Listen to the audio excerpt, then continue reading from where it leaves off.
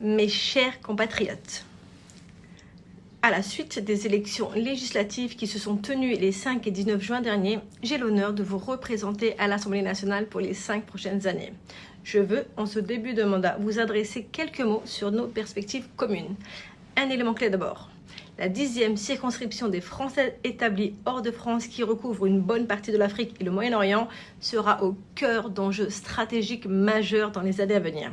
Vous le savez, la coopération avec les pays qui la composent fait partie des axes prioritaires de la politique étrangère du président Emmanuel Macron. Son tout récent déplacement en Afrique auquel j'ai eu l'honneur de participer atteste de sa volonté de poursuivre la refondation de nos relations avec le continent africain sur une base plus saine et plus sereine. L'accueil en France du président émirien pour sa première visite d'État en juillet dernier, suivi quelques semaines plus tard d'un échange avec le prince héritier saoudien, témoigne des partenariats forts qui se nouent avec les pays du Golfe, dans un climat international tendu et incertain. Dans ce contexte, vous avez, Français établis dans ces pays, un rôle à jouer, car vous êtes la première incarnation de notre diplomatie d'influence et de notre soft power dans ces régions du monde. Je veux à ce titre que votre contribution à notre rayonnement soit beaucoup mieux valorisée.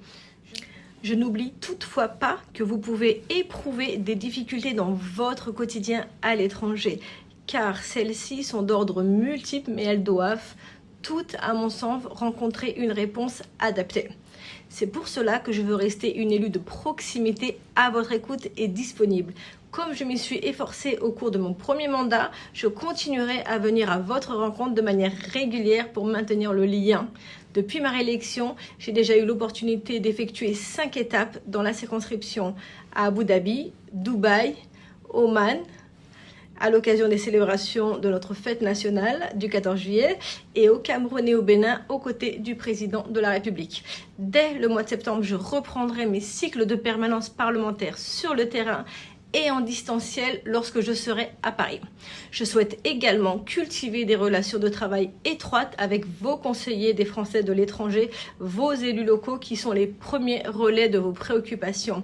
Tout au long du mois de juillet écoulé, j'ai pu échanger avec eux en direct ou en visioconférence. Ensemble, nous avons à cœur de dépasser nos appartenances politiques pour travailler de concert à une meilleure prise en compte de vos intérêts. Et je tiens à saluer leur engagement et leur dévouement. Un mot enfin sur mes priorités de travail à l'Assemblée nationale. J'ai souhaité rester membre de la Commission des Affaires étrangères car j'ai la conviction que c'est dans cette instance que je serai la plus utile pour porter votre voix et nos enjeux de diplomatie qui sont très nombreux. J'ai par ailleurs été désignée coordinatrice de mon groupe politique au sein de la délégation du droit des femmes, organe dans lequel je compte bien proposer des avancées sur les enjeux d'égalité femmes-hommes, notamment à l'étranger. Mes chers compatriotes, je vous souhaite un excellent été et à très bientôt.